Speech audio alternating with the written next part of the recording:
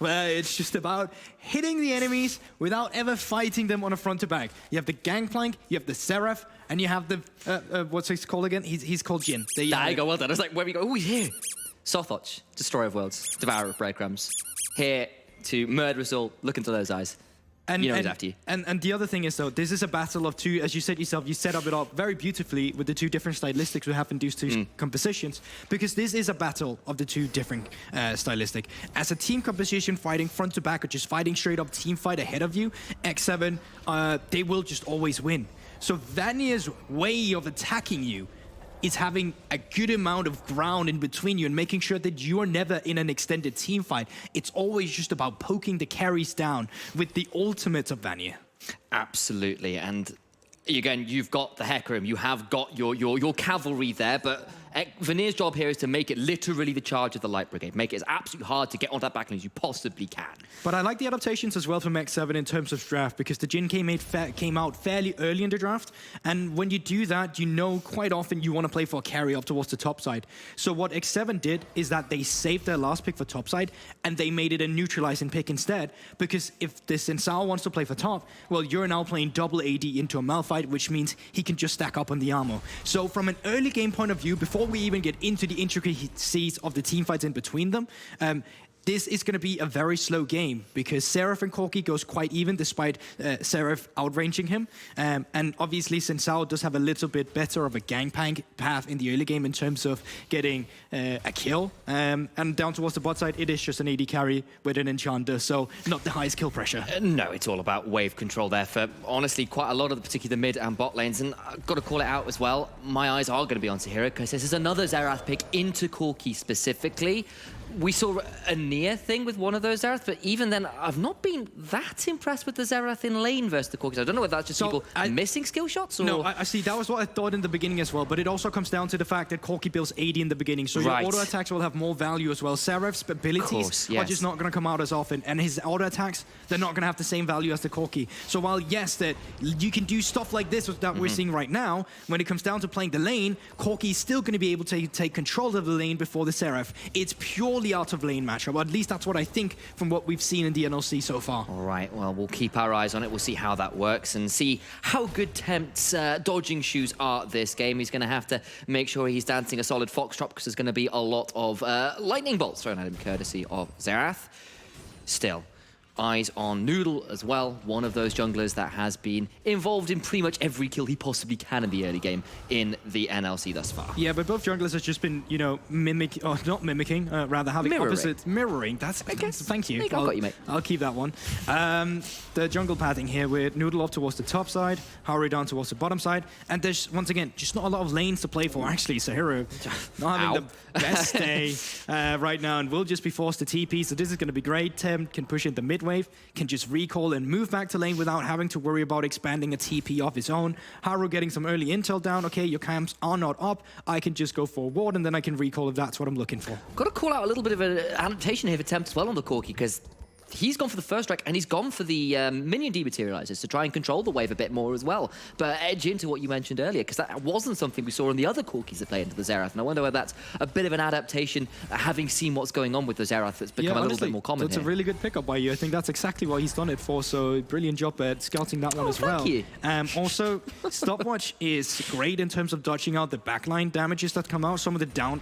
I know there's not a lot of downside with Stopwatch, but in situations where you get caught off guard and you use Stopwatch, the enemies are still going to be around you. But if you can use your stopwatch to dodge out on the last arcane missile of the Seraph, Barrage, rather, or the Jin damage, well, then that's going to be great. Ow, Nata taking a very nasty chunk there. The slow from this Glacial Jana causing some trouble, and Noodle was wrapping around there to see whether there was a gank available, but nothing happens. Kevo did burn heal, interesting there, trying for the speed up, I think. That was because Noodle came around, but once again, great ward that came in from Haru in the early game from his early path in, really setting up the bot lane. So what Nata and Kassingtrotz could do there was completely crash the wave, go for a recall themselves on the cannon wave and make sure that was going to be a good spot for them when they came back. Unfortunately, they were not able to do that, but they still had to recall because Haru was on the other side of the map. And that's one of the downsides you get when the junglers are not mimicking each other and one of them is playing for bot side and the other one isn't. Okay, so that has been fairly interesting set, a little bit of pathing there Of course, that gank getting warded off because of Haru's ward, as you mentioned. Good stuff there. And just staying stable. Honestly, X7, pretty happy with that. Level 6 has come through for the likes of Hecarim, Malphite, Gangplank as well, of course, and maybe things get a bit more exciting on the Rift. But this is exactly how the game should go so far, because the laning phase, it's just been neutralized. As you already said, good adaptations from X7 as well. The few points of attack you had on Vanir, kind of not a point of attack any longer. Now, down towards the bottom side. The moment we talk about it, action begins. Quick, this is in so much trouble when it's just first blood over to Nata. He tries to step forward. Noodle's not there in time. Look who else around, though. It's Haru, who's now dueling with Noodle, who is doing a lot of damage here. Those rampages doing so much work. Devastating charges available. Haru gets another kill. So much for not being able to play out the jungle 1v1. Haru proving exactly why he has one of those Ezreal skills for being a world champion. The zap just goes wide. And not enough HP to continue. But oh my god, Haru is so fast. He's going for it. Charge. Quick, so there's a respawn, though. And manages to keep cover in one piece just about. At first, I actually liked the pathing as well from Noodle, because he skipped out on his camps on top side to surprise the bot lane of X7. They expected him to be top side, because that's where the camps respawned. But the fact that Quickset went too far forward allowed Nata to get the reset, allowed them to play around with the momentum until Haru appeared, and they just sealed the deal for themselves there. So it was a good play in theory, but execution of it just faltered a little bit there. Okay. Now to see whether Vanir can respond a little bit here. They've lost a couple kills towards that bot side, which is not what you wanted to see when you said keeping things stable. They're going to get the Drake here, hopefully straight. And this would be really ideal. The thing with Corki is that every time he has package, they just pick up the objective for themselves around the Drake, and they just start the stacking, and you have to respect the package every single time. So picking up the first Drake here as Noodle over the wall is actually brilliant, and it buys yourself 5 extra minutes, because your composition, it's not supposed to work in the laning phase. It's supposed to work outside of lane. And here's the replay again. Quixis just gets eviscerated. It is unfortunate. He's stepping too far forward. He wants to set up Noodle before he comes through in the river, making sure that Nata cannot back up in time. But the problem is that you just step too far forward. At best, you could have tried to force the flash of Nata instead. Now, he did flash, but it was offensively to get a kill. So definitely not the situation you wanted. And now you've got to be a little bit afraid that if you do step too far forward again and Kassin gets a polymorph, there's Chompers put behind you, there's not really much of a way out then. Just throwing some more of those tornadoes to try and buy a little bit of space. And going to be X7 with a relatively healthy gold lead in the early game, and level 6s have come through for the junglers and solo laners, and that means that maybe there's a few more triggers to be pulled here if X7 want to do so, especially considering the Herald will be spawning pretty shortly as well. Exactly. You can see Temp going for a recall now. I don't actually know if he has any package to pick up, but he now, when the Drake has gone over to the side of Vanir, he could try and take the package for the Rift Herald instead, and that is indeed what he is going to do. Now, that doesn't mean his timer is going to be synced out with the next Drake, which is something you can play for as Vanir. So I wonder if they could try and attack the bot lane in this instance, because I just don't feel like they're going to be winning out on the top side, but seems like they want to prioritize trying to sniff them out here at least. Haru just goes and picks up the honey fruit to keep his HB bar topped up. Jaeger gets the roam down, and there's going to be no contest for I would love if they used the package to change the blue buff here, but it looks like they're going for the mid lane actually instead. Jaeger is here. Remember, he's got the unstoppable force here. He could just keep going. Noodle has to smite that away. He's in so much trouble. Has to burn the ultimate. It's just not going to keep him alive, and Noodle is 0-2 and 0. As Tempt gets a solo kill in mid. Xerath falling apart in this lane. Yeah, my apologies. I was casting the minimap while you were casting the actual game, so I was like, oh, it looks like Tempt is packaging in the mid lane, because I was just looking at the minimap. But they just get the blue buff for themselves. They get the Rift. Oh my quick set, no flash. He gets put the other side. The fear of this horse as comes through a chilling smite, completes a 3rd kill for Haru. So remember when I said I wanted Vanir to try and attack bot lane because I see no way they can win on the top side? And that was kind of what I meant there, and why I meant that. Now, let's see how Sahira actually gets killed here. Is it because Valkyrie is still up and he just dives in? Yeah, pretty much. The Eye of Destruction misses, and he gets hit with a big one and dies. Oh, well, looked very simple, and once again, we talked about the Seraph into Corki. We were not fully convinced the first day, and I gotta say, I'm still not getting more convinced the more I see it. This is perhaps one we need to start throwing at the players and see whether they have some answers, because maybe we're missing something here. Maybe we're not quite getting this right. Maybe it's just, Attempt being really good is another option. Let's be real, he is a phenomenal player, and he's going to make a lot of matchups perhaps not play out as you would expect. Either way, it's a significant CS and gold lead for the Corki. 3-0 on your Hecarim, who's got a Rift Herald. X7 ready and willing to continue to snowball this game. I think for Vanir, it's just about stabilizing now, because as you rightfully said, they are just ahead on X7 now. I'm holding my breath a little bit, because I wanted to see Noodle was looking for anything himself. Due to the nature of they're ahead of gold right now, they should be in a better position once this Drake starts spawning, and they should be the one in control in terms of taking care of the vision. So you should just be trying to look to get whatever you can on the other side of the map. Camps, scuttle, pressure on top side, whatever it is you can get right now where it doesn't cost you anything, significantly try and go for it.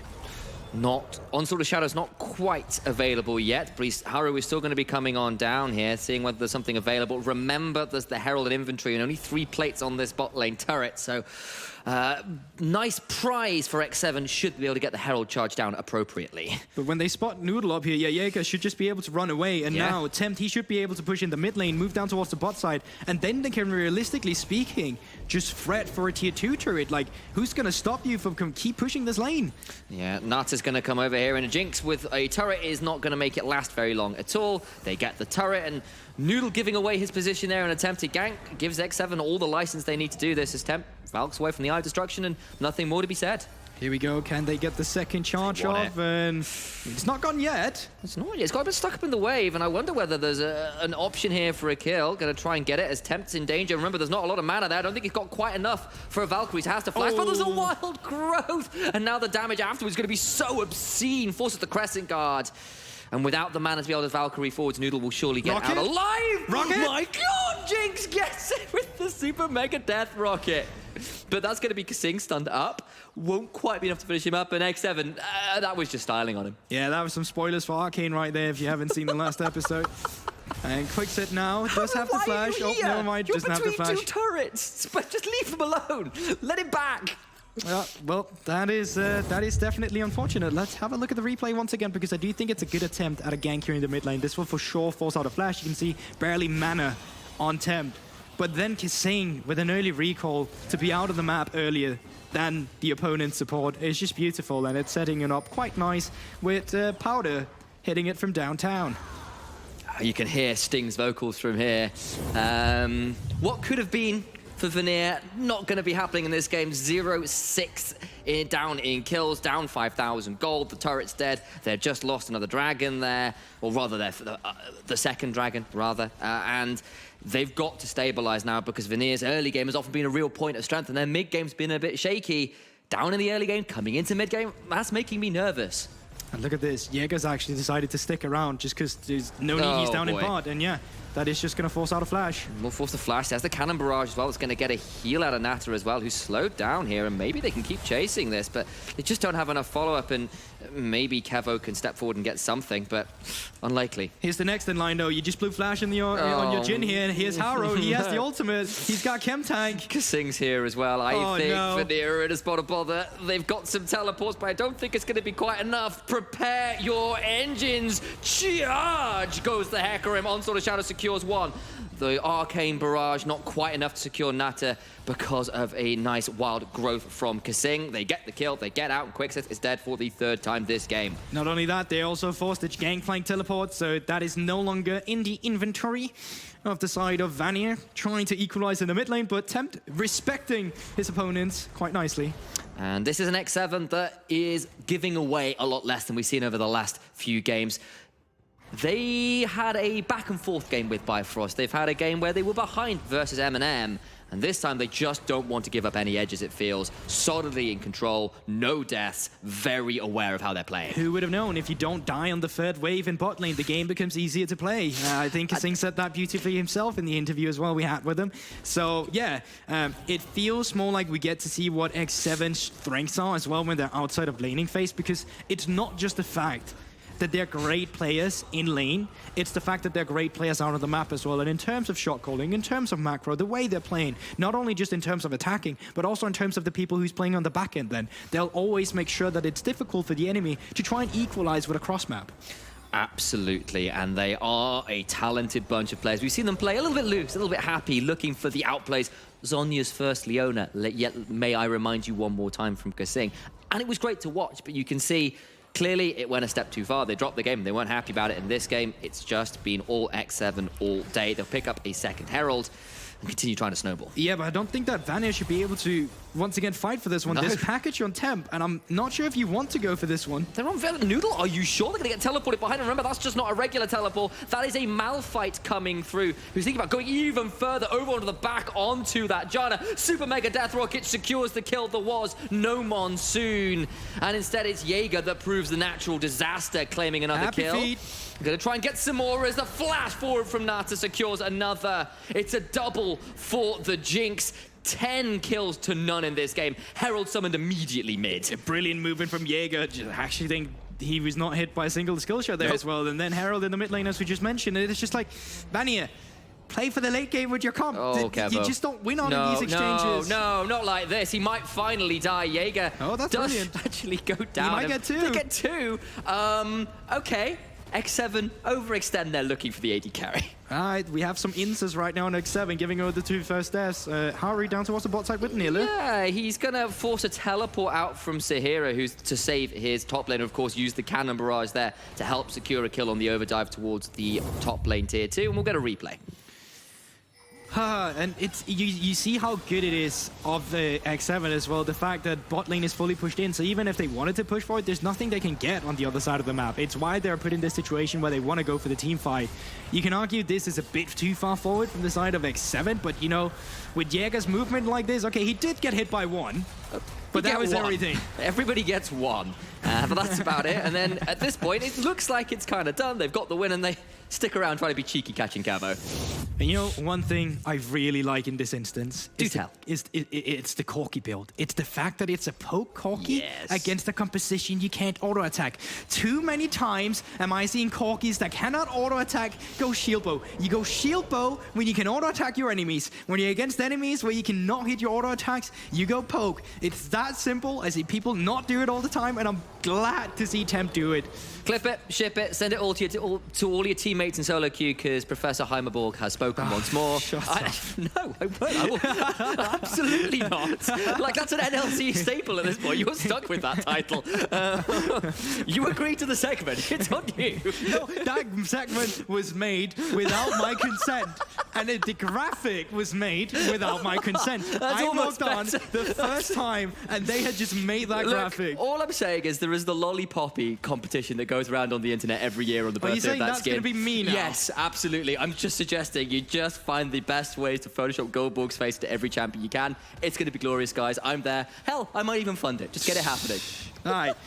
Positives, they're picking up bounties on the side of Vanir right now. They picked up their first turret, although they are still a good amount of gold down in the deficit. And Nila is forced to TP out for his little trade. Okay.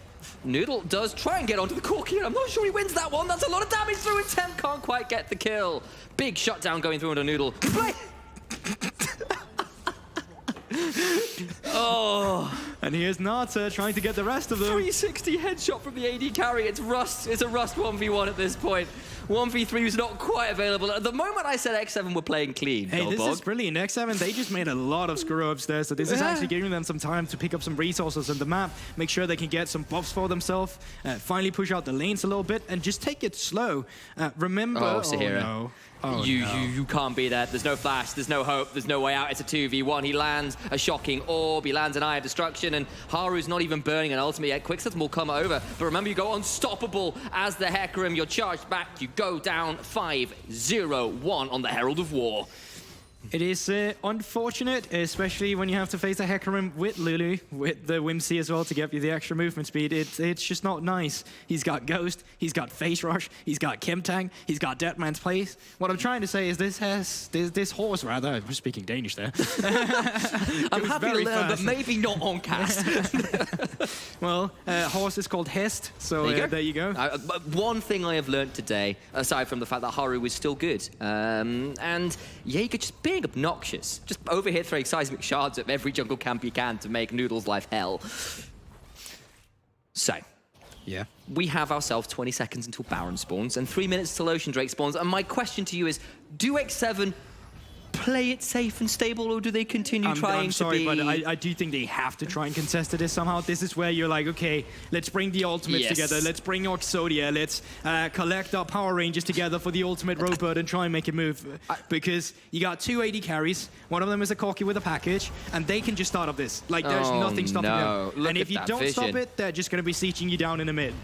Completely true. There's the cannon barrage out, and normally that would be enough to dissuade people from Baron. But look at Temp. He's just over the wall. He's got 2 items with that Muramana transformation. And Nata and Haru are taking absolutely no damage right now. The package comes across and lays down a "you shall not cross" line. Baron comes down the floor with lava. Noodle is dead as well, and he's been eaten for dinner. I know Nongshimmer in the LCK, but that's looking more like a snack than the name of that particular noodle brand. Quixith gonna get run down to boot as well. Nata won't quite get the kill as yet, and it is Haru who picks up his 6th. Jaeger unstoppably forces himself in forwards even further. Hero just about able to escape for now. The barrel chain's not bad. Jaeger saved by that flame choppers, has to get the heal out of Nata as well, but now they're corralled by this tier 2 in top. The rockets are landing, and there's no way out of this artillery. Temp gets another. It's a double for the Corki. He goes golden. Kevo's going to put down a trap, going to get a root, but he's not going to take any tower aggro. They'll teleport back in and get this tower. X7 on an absolutely brutal series of plays. Yeah, luckily the death timers are still fairly short, so I don't think we'll be looking at any end right now, but we are looking at the last 2. It's getting taken down, and they're not even going to reset. They're going to continue. Okay, they played the early game clean, and now they're just styling on people. Tempt gets his 6th. It's a rampage for the Corki, and you can hear the Ride of the Valkyrie starting right now. Flash from Nata. The exhaust comes out. Quixith goes golden. Kevo's got a 4th shot, but it will in fact be his first death. He goes down. It's an 8th for X7, and whatever you may say, Goldborg, they're looking to end. Yeah, I was going to say, now they can end, looking like it. So, yeah, very decisive game from the side of X7. I think they should just be able to equalize on the last 2 Nexus turrets here and take care of the game, unless Nilla can do anything with the barrels. It would have to be a miracle. It would have to be some god tier play. It's an onslaught of shadow forwards again, and the Light Brigade gets this win. No cannons, no artillery setup can stymie this Hecarim. They'll get a wild growth, but that is it as they're on to the Nexus. And X7 put Monday's game behind them and dominate in 22 minutes for their 7th game of the season. But wait, my gaze. Okay, there we have it. Okay, I got nervous. I shouldn't have been nervous. They get the win. Low HP bars, but they do